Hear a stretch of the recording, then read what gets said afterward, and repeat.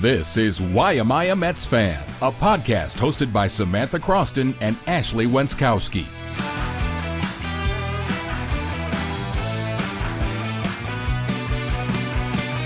Welcome back into the Why Am I a Mets Fan podcast. That's Ashley Wenskoski. I'm Samantha Croston, and we are two Syracuse-based sports reporters with a baseball podcast. Thanks so much for being here, battling with us through some of the time off and vacation that we had. You guys met intern Allie, a.k.a. Ashley's sister. All around fun these past few weeks.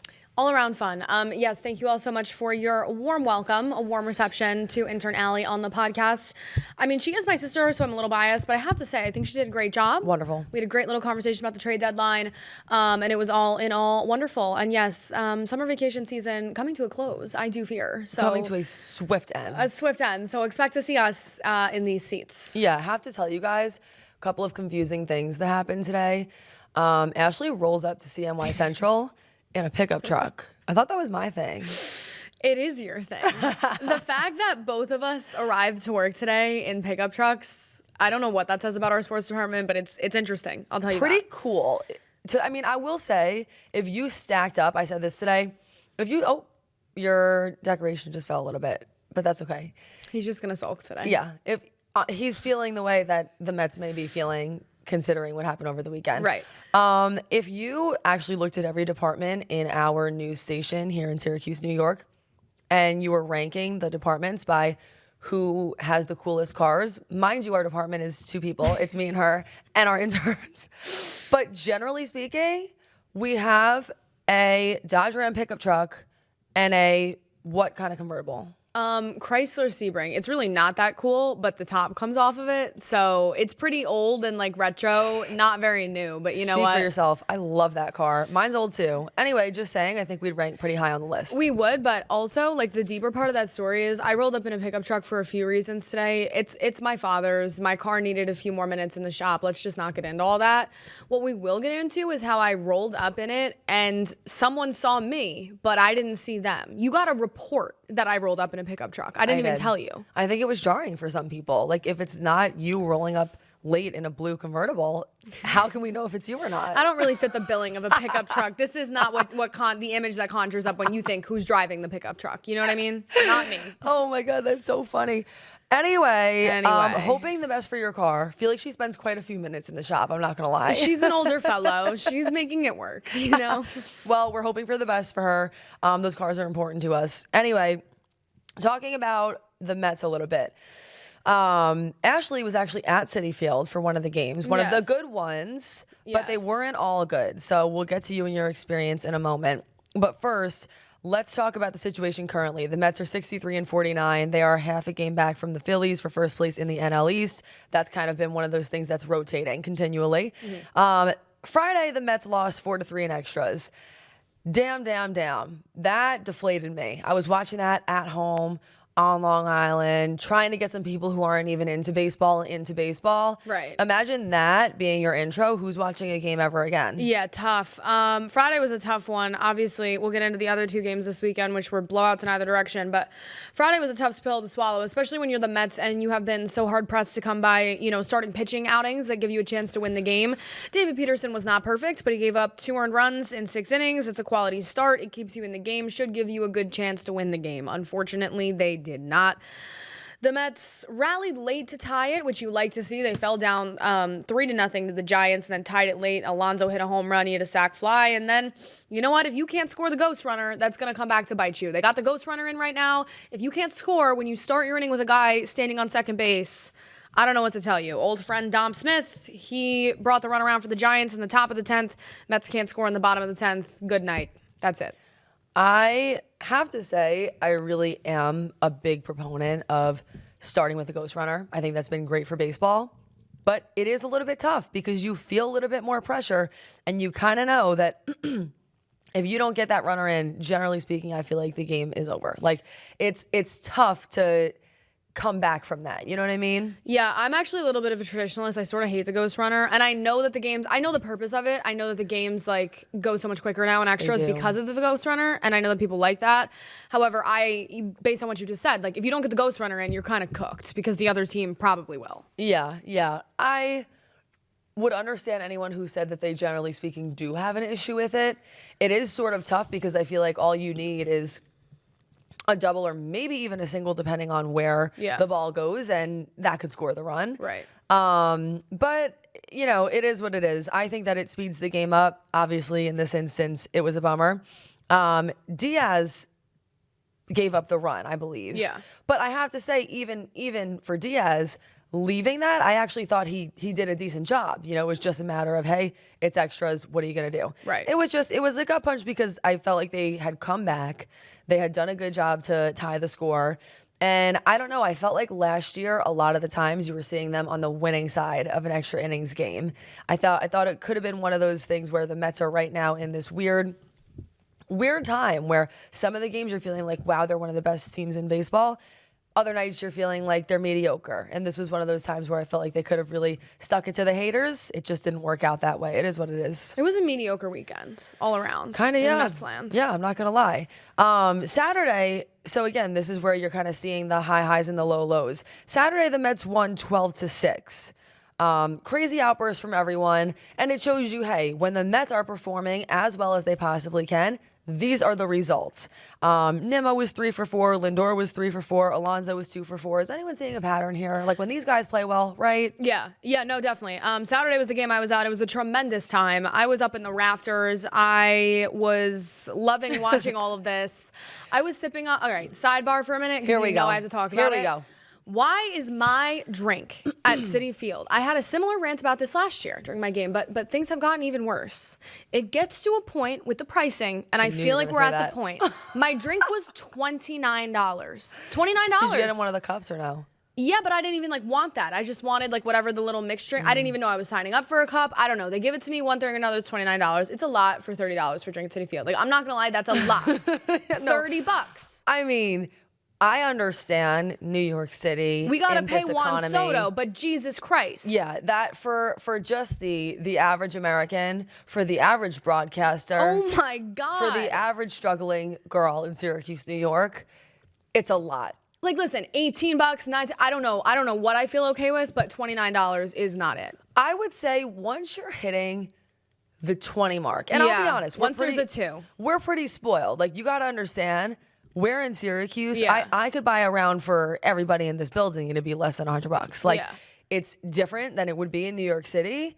But once we're hitting that 20, 21, I'm thinking in my head, what's going on? Because even the best drink, there's still a lot of ice in the cup. It's what I mean. And listen, Citi Field's giving you a quality drink. Like, they're not stiffing you. Generally speaking, I feel like it's a big cup.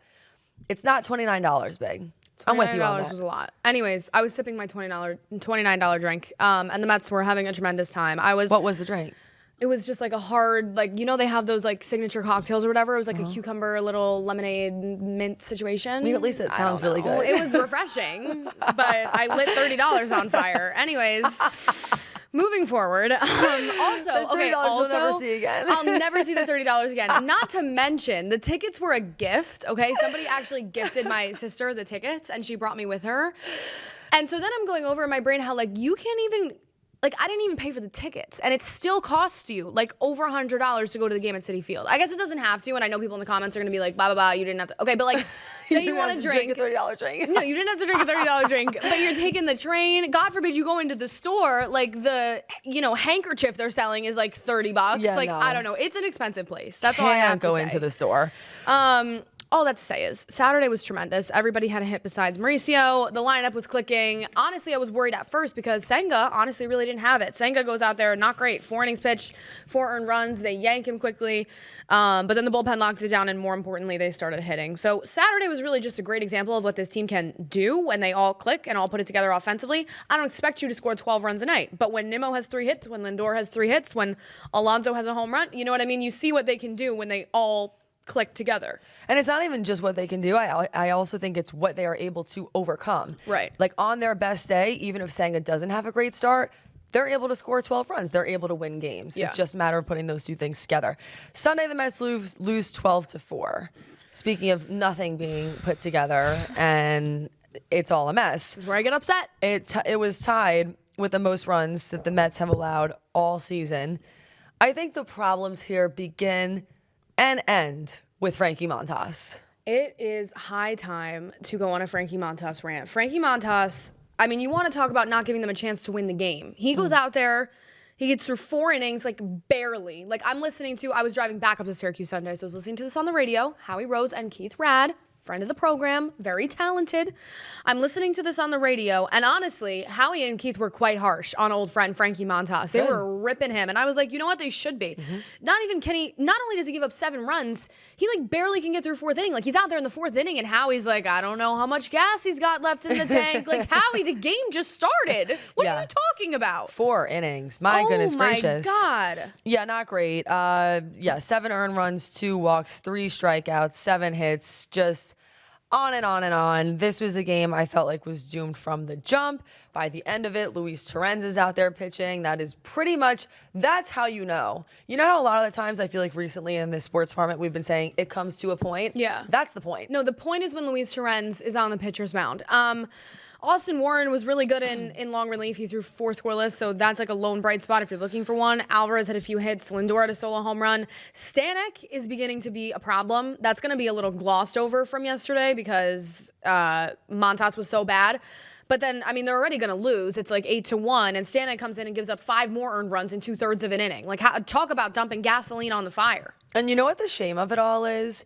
We just got to a point where we fixed the problems of the 7th inning, the 8th inning. Right. We didn't really talk about it. What if we need the 5th inning? What I mean, on Friday. Now I am of course forgetting the guy's name, but the 2 relievers who we just brought Rogers in, and Helsley. Yeah. Yeah.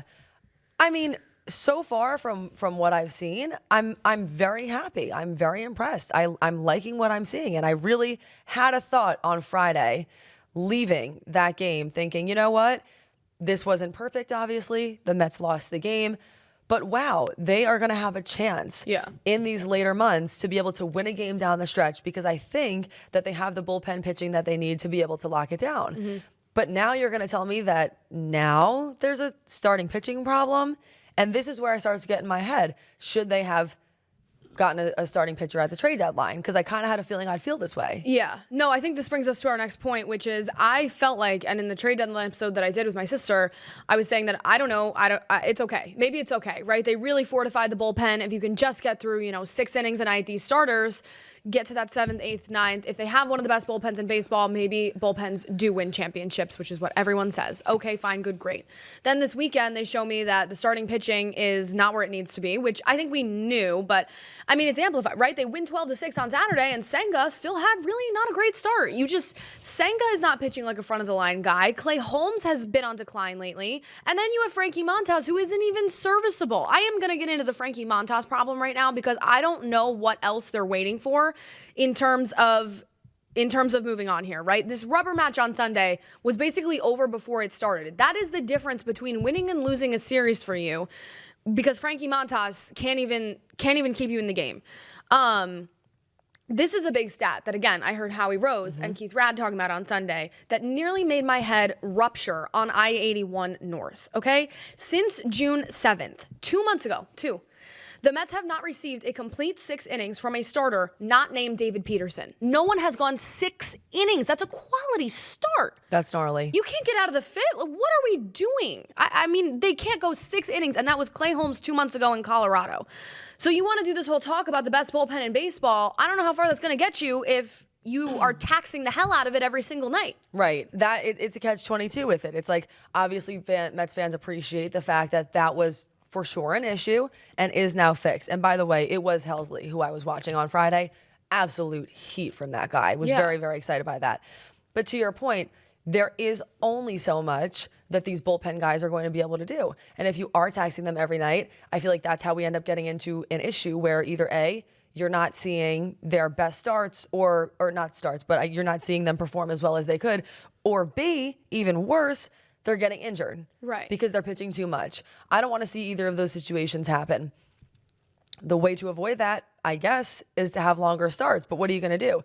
If the pitching isn't going well, if it is a guy like Montas who is having a bad start, you can't just leave him in there for 6 or 7 innings when you are trying to compete and win a game. Well, that's what I mean. Everybody wants to say Carlos Mendoza this, Carlos Mendoza that. I'm not saying Mendoza's in-game management has been perfect this season, because I don't think it has been, or his management of the bullpen.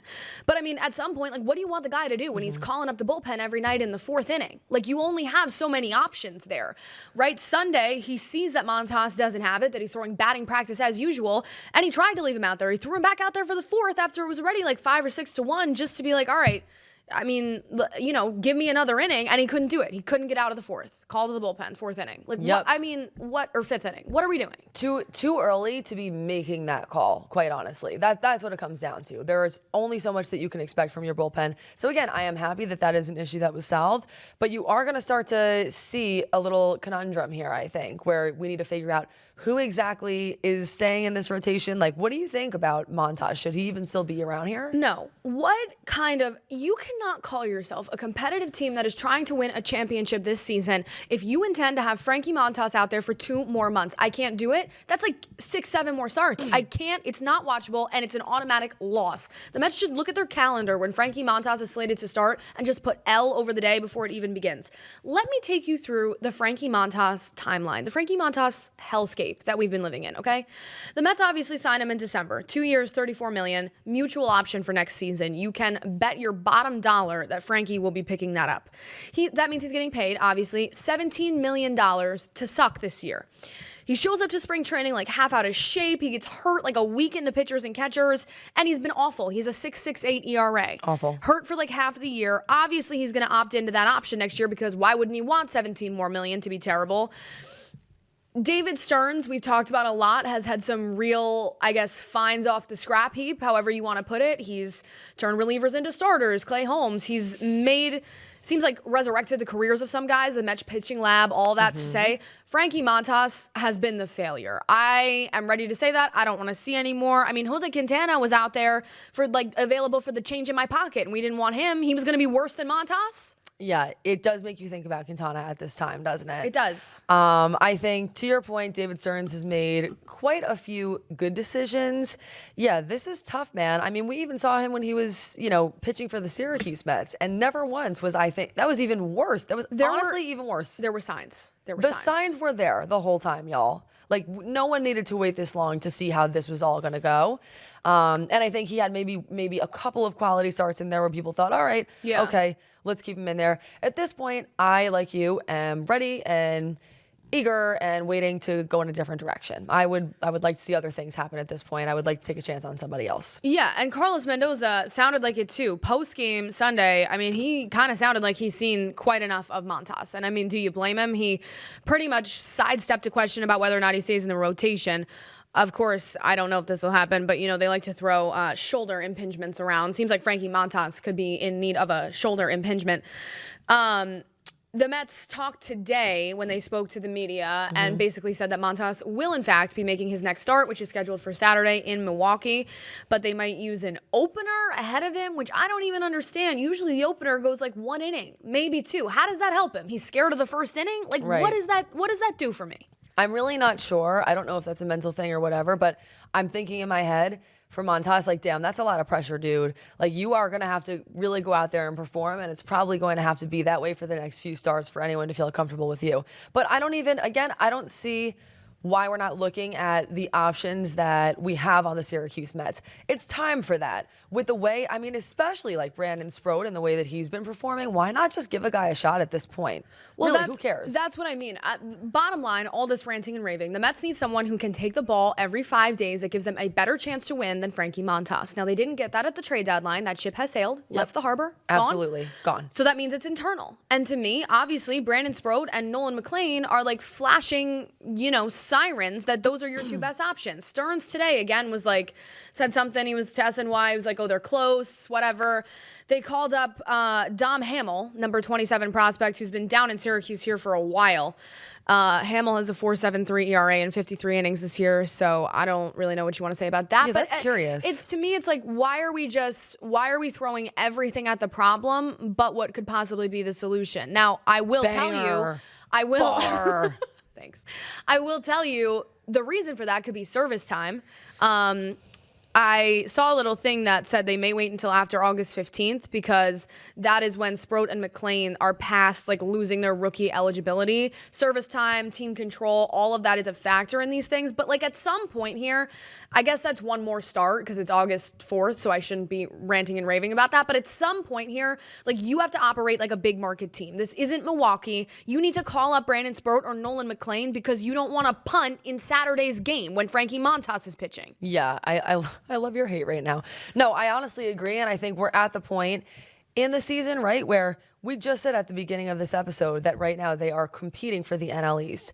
That's the kind of thing that really, really matters. And I think if you are a decision maker in the Mets organization, you have to be thinking about right now. You need to be thinking about ways that you can get your record to be as good as possible so that you are positioned well. If you are in the wild card round, let's say, then hopefully you have a home game, or even better yet, not in the wild card round at all, right? I feel like, I don't know if other Mets fans feel this way, but I feel scarred from a couple years ago when they end up losing to the Braves at the end of the regular season. Yeah. And then they end up having to go and play the wild card 3-game series against, I believe it was the Padres, right? With the ear thing and all that. And they lose that. And that was a great team. Like, that was a great Mets team. Yeah. You know, I want to see the Mets be better positioned when it comes time for the playoffs. Just because I think this year especially, there are so many baseball teams that really can compete, right? Yeah. Like, you're looking at this field right now, and at least for me, I'm thinking, wow, you know, the Phillies could compete, the Dodgers could compete, the Padres could compete,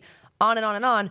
There are a lot of teams that could win the World Series this year. So anything that you could do, I think, to position yourself better in the playoffs, that's something that you want to do. And you have to think about that right now. And Frankie Montas, it doesn't feel like those two things align. No, I know everybody full well knows Frankie Montas will not be around come playoff time, but I guess the larger point we're making is that winning the division is right there for you right now. It is right here in front of you. They're like this every night with the Phillies, half game, whatever, like going back and forth for first place.